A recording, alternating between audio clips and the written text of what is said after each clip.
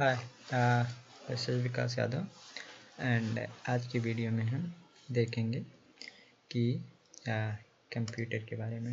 Okay, computer क्या है और ये कैसे आया, कब आया, इसके पार्ट देखेंगे।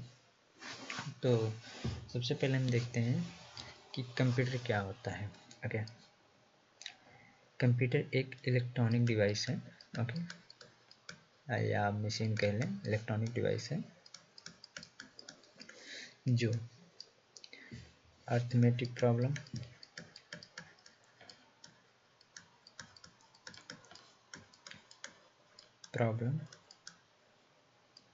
Logical problem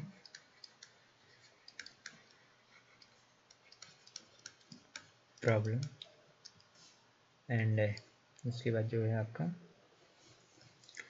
arithmetic, logic and others problem solve करता है।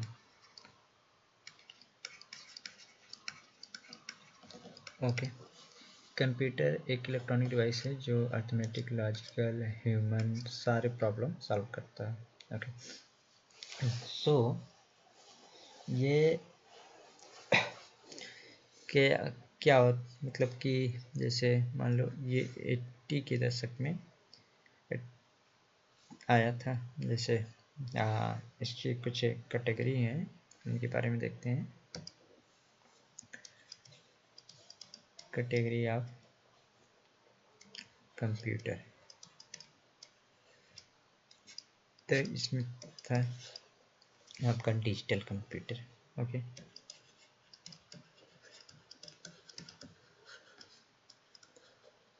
डिजिटल कंप्यूटर, फिर आपका था analog computer and hybrid computer.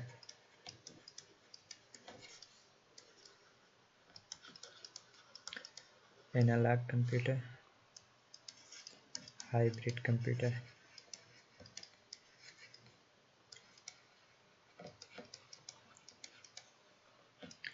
Okay, अब जो है डिजिटल कंप्यूटर क्या था।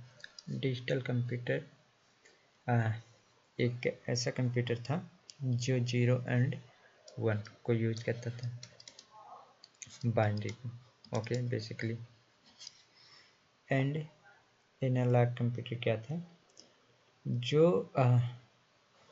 दो क्वांटिटीज को करंट एंड वोल्टेज सिग्नल के through and signal current and voltage के थ्रू दिखाता था, इसका इक्वेशन बना के। ओके, और ये जो हाइब्रिड कंप्यूटर है ये डिजिटल एंड एनालॉग दोनों का मिक्सिंग था। तो ये था कंप्यूटर की कैटेगरी। अब हम देखते हैं कि कंप्यूटर की कुछ कंपोनेंट हैं, उनके बारे में। तो component, different component of a computer system.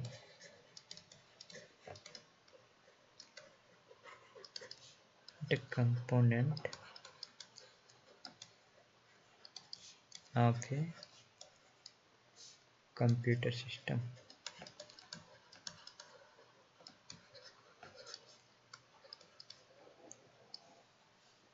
Okay, तो इसके बारे में देखते हैं।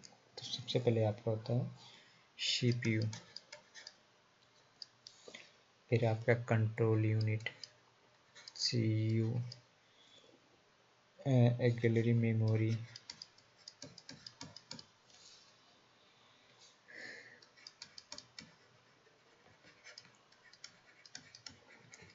Auxiliary memory. उसके बाद आपका होता है output unit, output media unit, output media. Okay, फिर आपका होता है ALU, arithmetic logic unit, ALU, main memory input unit,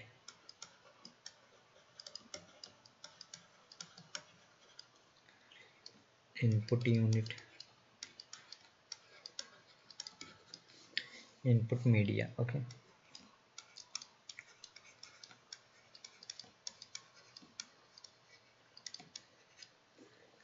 अब हम इसको एक डायग्राम के थ्रू समझते हैं। तो जो ये है आपका, ये आपका CPU है। ओके, ये आपका ऑक्सिलरी मेमोरी। ओके,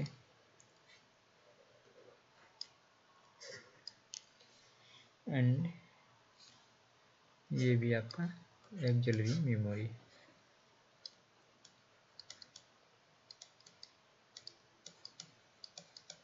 ओके, इसके अंदर जो है आपका CPU के अंदर मेन मेमोरी,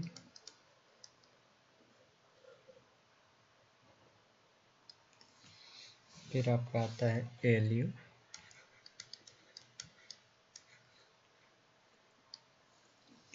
फिर आपका आएगा control unit. Okay, control unit, ये आपका इनपुट यूनिट।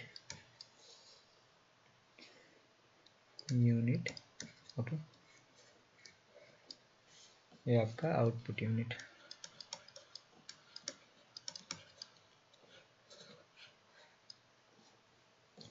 एंड ये आउटपुट मीडिया।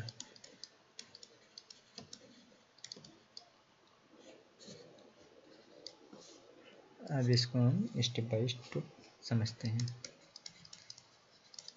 इनपुट मीडिया,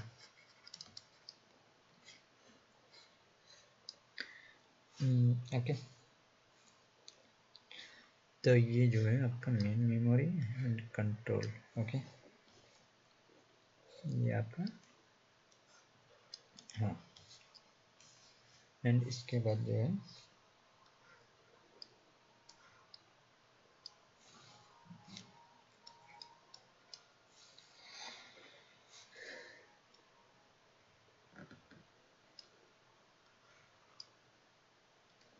देखो, अब इसमें क्या है आपको, जैसे ये आपका CPU हो गया, CPU के अंदर आपको है main memory, ALU arithmetic logic unit and control unit. Okay,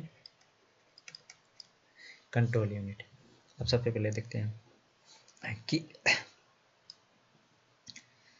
कोई इनपुट है, किसी के थ्रू आपने कीबोर्ड या किसी भी चीज़ से, माउस से इनपुट दिया। ओके, इनपुट यूनिट में आया। ओके, इनपुट यूनिट के थ्रू अगर वो ऐसा कुछ है, डेटा है जो मेन मेमोरी में है, अगर नहीं है, कंट्रोल के लिए आया, कुछ भी कमांड देने के लिए आया, तो कंट्रोल यूनिट में जाएगा। ओके, अब कंट्रोल यूनिट अगर उसमें कोई इनपुट है, मान लो डेटा है, मान लो कि उसको एडिशन सब्ट्रैक्शन के लिए इनपुट आया। ओके, तो ये कंट्रोल यूनिट के पास आएगा, कंट्रोल यूनिट इसे देगा, या फिर इसमें आएगा, मेन मेमोरी में आएगा, ये मेन मेमोरी इसको इनपुट देगा एडिशन सब्ट्रैक्शन करने के लिए।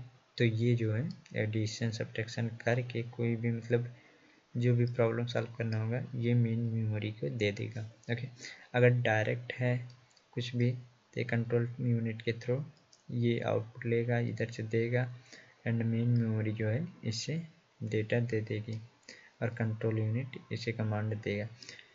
सो मेन मेमोरी में जो है डेटा रहता है, और ये ऑक्सिलरी जो मेमोरी होती है, सेकेंड मेमोरी होती है, जिसमें बहुत लार्ज ऑफ डेटा को स्टोर किया जा सकता है। सो ये कंप्यूटर का वर्किंग था। जैसे इनपुट आया, कोई भी इनपुट आया, ओके, इनपुट आया, वो कंट्रोल यूनिट के पास गया, कंट्रोल यूनिट के पास गया।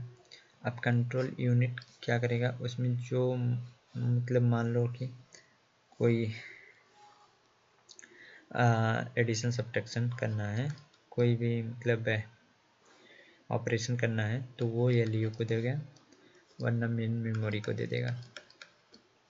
Okay, main memory. उसके बाद जो प्रोसेस करना होगा वो सारे प्रोसेस करके वो आउटपुट में दे देगा, आउटपुट मीडिया उसे रिप्रेजेंट कर देगी। तो ये था कंप्यूटर सिस्टम। ये इसके थ्रू हम सारे के सारे देखें कंप्यूटर के बारे में। अब आगे जो टॉपिक्स बचे हैं उनको आगे के टॉपिक्स में कवर किया जाएगा। Thank you. अगर वीडियो पसंद आई हो लाइक करें, चैनल को सब्सक्राइब करें। धन्यवाद।